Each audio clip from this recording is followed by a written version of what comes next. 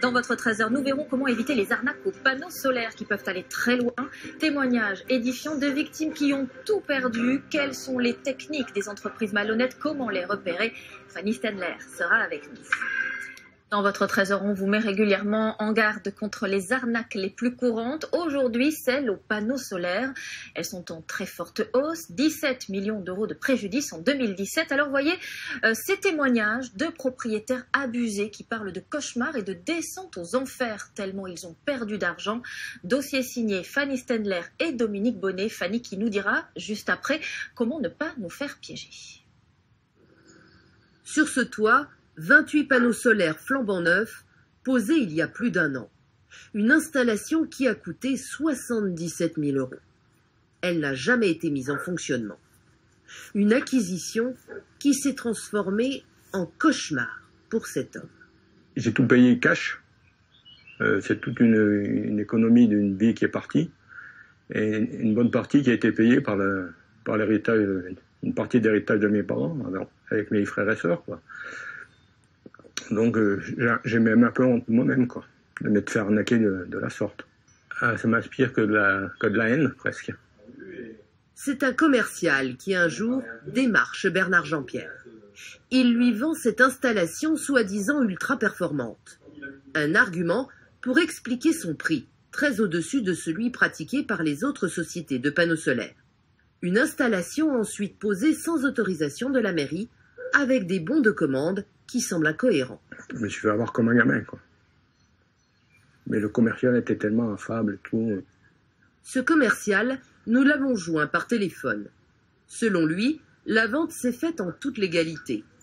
La justice tranchera en septembre prochain, car Bernard Jean-Pierre a porté plainte. Sur Internet, l'entreprise affiche un nom et un logo qui se veulent très officiels. Une astuce qu'utilisent par ailleurs certains installateurs peu scrupuleux. Faire croire au consommateur qu'il a affaire à une société agréée. C'est ce qui a convaincu Guillaume Philippon de commander lui aussi des panneaux solaires à un autre démarcheur à domicile. Avec ce logo sur la plaquette de vente, il pense avoir affaire à une entreprise partenaire de GDF. Mais le logo est faux. On pense qu'il y a quelque chose d'officiel derrière tout le projet. On retrouve tous les éléments techniques, on trouve, même si je n'y connais rien, on retrouve quelque chose qui semble professionnel. Dans son cas, les panneaux solaires n'ont jamais quitté le sol. Ils vont rester pendant des mois dans son jardin, comme le montre cette photo. La société installatrice ne donne plus de nouvelles. Elle a fait faillite. La banque, elle, réclame les mensualités du crédit qu'il a souscrit pour payer les 26 000 € de panneaux. Guillaume Philippon refuse de payer.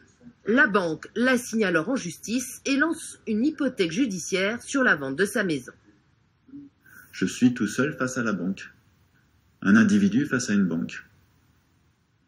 Donc là, on se sent très mal, on se sent tout petit.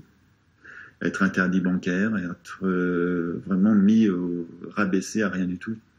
La descente aux enfers. Guillaume Philippon vient de gagner son procès face à la banque. Une victoire amère, car en attendant de pouvoir récupérer son argent, cette escroquerie a fait basculer sa vie. J'étais obligé de déménager, j'étais obligé de revenir chez ma mère, j'ai plus de domicile, j'étais obligé de tout abandonner, j'ai plus rien. Je ne peux pas, si j'ai un souci aujourd'hui, je ne peux pas y faire face.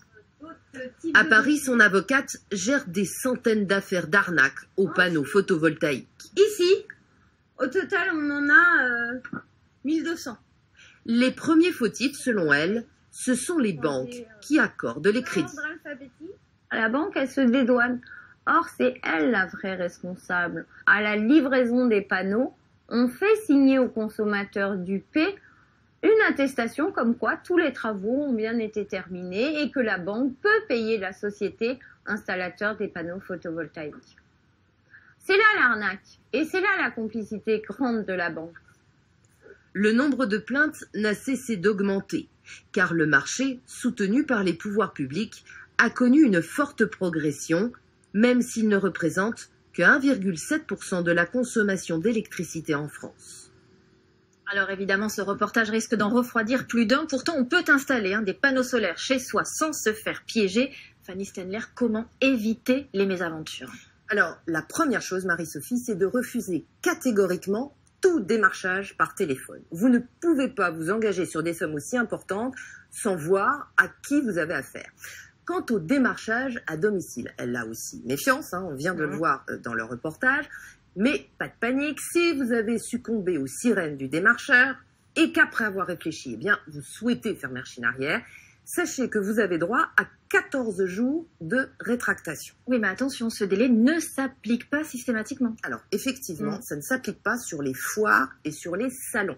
Faites très attention si vous signez dans cette configuration, parce que sachez que le délai de rétractation ne s'applique pas. Enfin, avant de vous lancer, quelques conseils.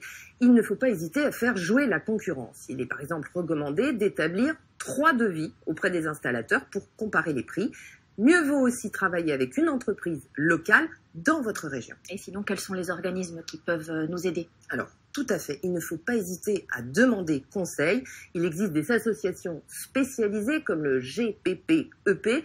C'est le groupement des particuliers producteurs d'électricité voltaïque, ou les espaces info-énergie qui conseillent les consommateurs pour ce type d'installation.